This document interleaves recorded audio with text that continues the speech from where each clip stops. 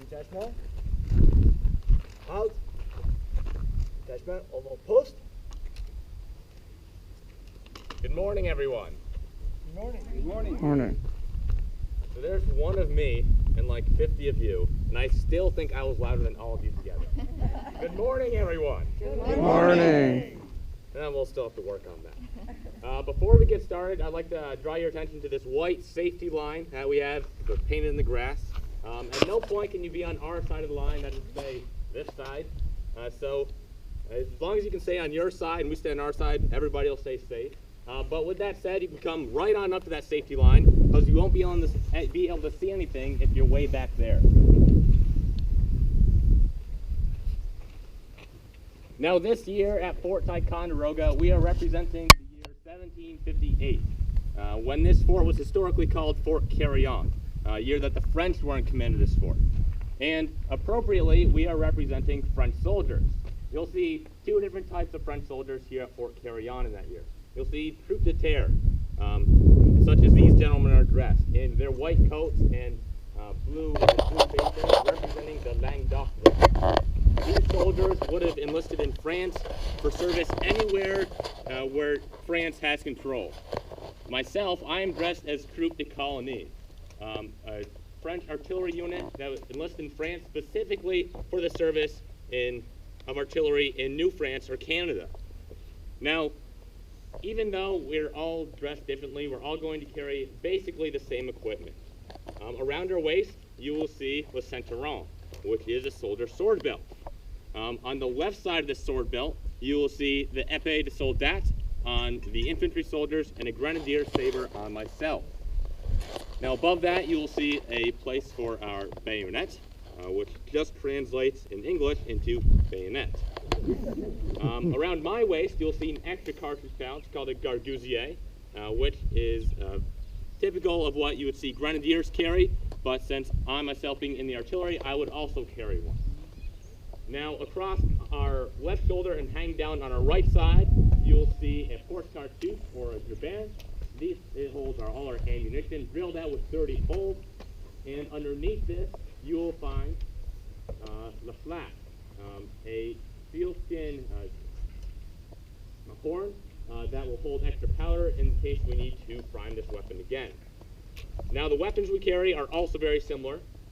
I carry a Grenadier 1690 pattern musket, what you would see Grenadier soldiers carrying, affixed with this sling. So if I need to quickly run to my artillery piece, I can sling this across my back and operate the larger gun. Now the infantry soldiers will be carrying a model 1728 style French musket, and this does not mean all these weapons were made in 1728. Rather, this is a pattern gun that the French king will sign off on and will say, this is the gun that all of my soldiers are going to use. Now, whether it is a grenadier's musket or a 1728 infantry musket, all these guns are going to have the same main parts. On the very face of this gun, you will see le canon, or the barrel. This stretches the length of the gun and will hold our projectile, the main charge of powder, and the wadding that will go down into the weapon. All the wood you see is called the crosse, or the stock, and on the right side of the gun you see the main workings of the gun called la plantine, or the lock. Now there's a few main parts on this lock as well. Right on the back side you will see le chien de fusil, or the dog of the gun.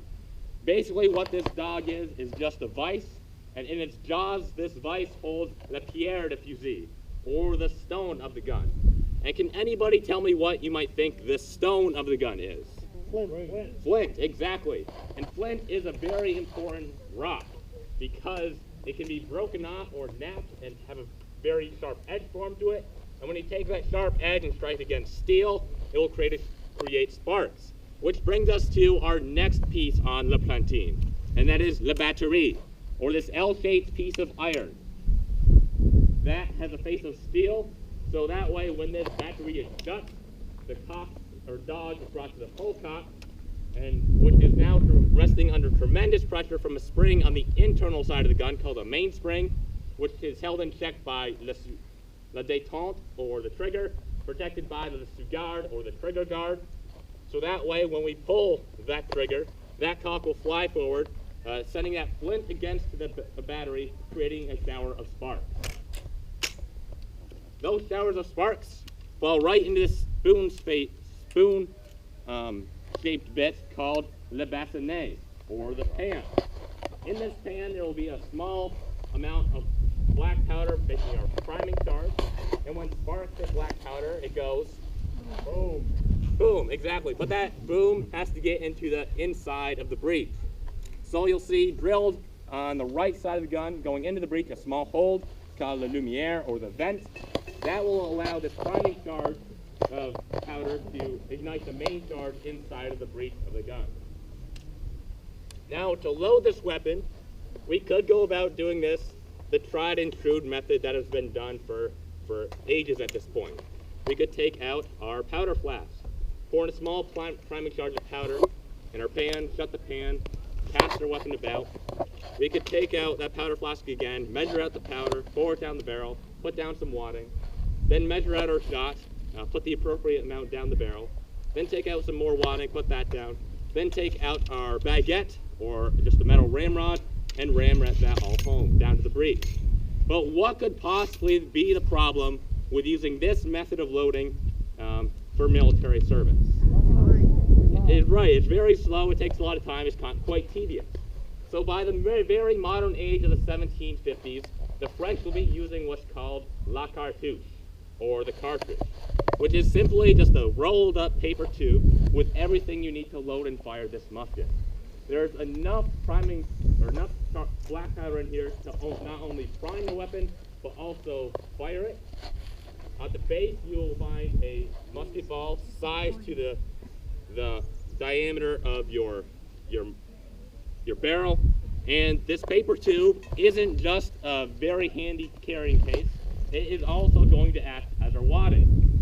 So I'm sure all of you, before coming to Fort Ticonderoga, did a lot of studying, and you've watched plenty of war movies already, so you know exactly how to put one of these cartridges inside of this musket. So what is the first step I need to do to put this cartridge into this gun? Tear the top, open it. How? Do I bring it over to my friend here, having him open it for me? Use it with my teeth. I'm going to bite the top of this paper, tear open the top with my teeth, exposing that powder. Open this pan, pour small black powder priming charge into the pan, shut the pan, pass the weapon around, pour everything else down the barrel. The powder, the ball, the paper, everything goes down. The ramrod comes out, that all gets sent down to the breech, and in 10 to 15 seconds, a well-trained French soldier can load and fire this musket, which is pretty good. But one French soldier isn't all that imposing, Wilson aside. But what could possibly be better than just one French soldier? A line of soldiers, let's say a company, a group of 30 French soldiers. But how the French line up is also very important. They will line up in a rank and file system. That is to say, they'll form a file of 3 ranks, and next to each one of these ranks will be another file. And in the company, this would consist of 10 files standing shoulder to shoulder, slight elbow contact being made, a half arm's distance in between each of these men. Now, once we're in such close quarters, how we load and fire really begins to matter. So the French will be using a manual of arms. Now, just because they have a manual of arms, it doesn't mean that everybody can just stand wherever they want, because this is also going to tell these soldiers where they are based on how good they are at this drill. The first class soldiers, those soldiers that are very well trained using this manual of arms, will be stationed in the first rank and in the third rank. The second class soldiers, those newer to this drill, maybe those that haven't learned it quite yet, they'll be standing in the middle rank. Now they do this so that in battle, these first class soldiers will be able to guide that second class soldier along if he happens to mess up or gets really nervous. Now it will be the jobs of the first class soldiers to train these second class soldiers in this drill every single day, and it will be the duty of the second class soldiers to train in this drill every single day until they are promoted to that first class soldier. So it doesn't matter if you're a first-class soldier or a second-class soldier, you're going to be doing this drill every single day. Now the first command to start the loading process will be Porte le fusil. on deux. On that command, all the soldiers simply just bring the weapon up in front of their face, and you'll notice that we counted en deux or 1, 2. That will keep us all doing this process at the same speed and same time, so nobody gets ahead of anyone else, causing any disruption to the loading process. Prenez la cartouche. At this time, soldiers will snap the weapons down, pulling it out their chest, grabbing out a cartridge, and opening up that pan so they can get the next command too. Déchirez avec les dents. Or tear it with your teeth, exposing that powder, holding it by their chin. Un musket. Or prime, pouring a small amount of black powder into that pan. Fumez le bassinet. They'll also pinch that cartridge, making sure that powder doesn't fall out when they get the next command too. Passez le fusil de côté des pets. En deux, en deux, en deux. Now they'll bring the weapon over across their body, so now the barrel is pointing up and away from themselves, not only so we can put the cartridges down in the barrel, but also to keep everyone safe as we continue to do this process. Mettez la cartouche dans le canon. Or put the cartridge into the barrel. Tirez la baguette. Or take out the ramrod. They'll shorten it on their waist belt. Bourré. Or ram, sending all of that powder and paper and ball down to the breech, taking out that weapon and once again shortening it on their waist belt. Retirez la baguette en son lieu. Literally putting that ramrod back to the place where it lives. Portez le fusil. En deux, en deux. Now, once we are fully loaded and ready to go, there's another series of commands to begin the firing process. Haute le fusil. En deux. We'll again just bring the weapon up in front of our body. Apportez. Now, in this command, you'll see a few different things going on. Firstly, we're all going to bring our weapons to full cock, so that when we pull the trigger, all the weapons will go off. You'll also notice that we all took a little bit different steps. Myself, I kneeled down and stepped backwards, so that way when the third rank man presents his weapon, that muzzle safely clears past my head. The man in the second rank, he's going to take a slight step back for balance, and the man in the third rank will step slightly back for balance and to the side so it can shoot in between the files in front of him. En jeu. Or present. Every man is going to take careful aim on his target. Don't believe Hollywood. We're not just going to be aiming willy-nilly down range at whatever we want. We're going to take aim at a specific target, waiting for the final command to boom. Let's try it again.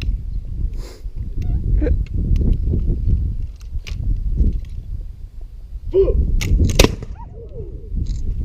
Once these guns go off, whether it be 1, 2, all of them, or none of them, we'll all snap back to this position. And the French soldiers here, by the time they arrive here in 1758, they've been well trained in this manual exercise, so they don't need to go through this step by step under orders. They can just get one command to load and fire this musket all at once. Rechargez le fusil.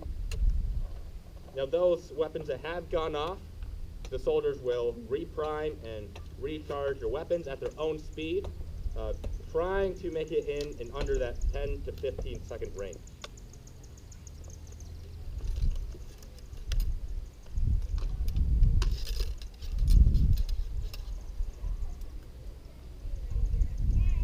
And on completion of loading and firing, they will then fall in at the shoulder, so that the officer in charge of them knows that they are ready to fire once again.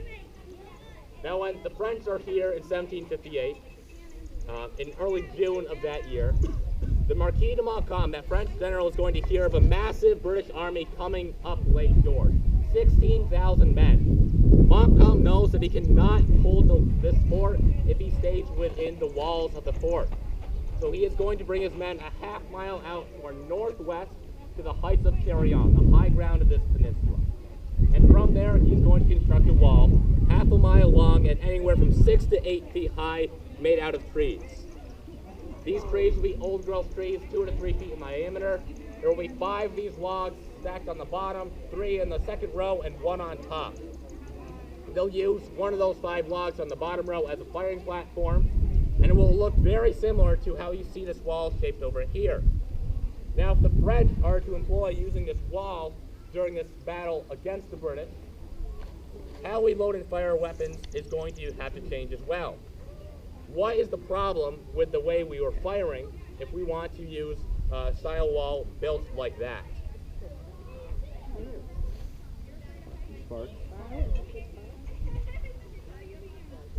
Right, we got to get up. We got to get higher. So you'll see that firing platform behind it. But that firing platform is only big enough for one of our soldiers. What can we do to fire if we can only fit one soldier up on that firing platform? So you're saying one man steps up on the wall, fires, steps down, the other guy steps up. Well, that's a good idea, and that's what the British are going to be using, but there's one thing we can do that's even better than that. Who should we rotate the guns to?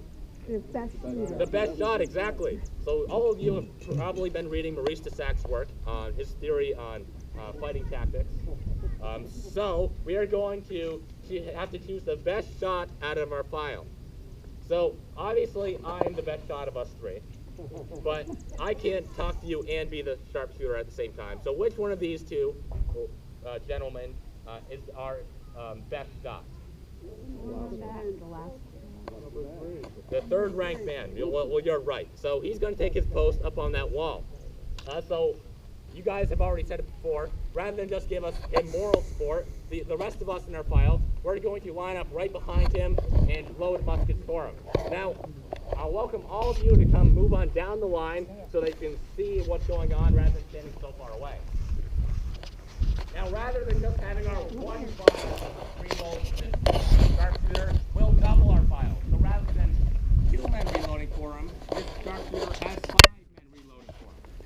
Now, the firing process to begin this, what's called parapet firing, starts with the command to Haute fusil. En deux.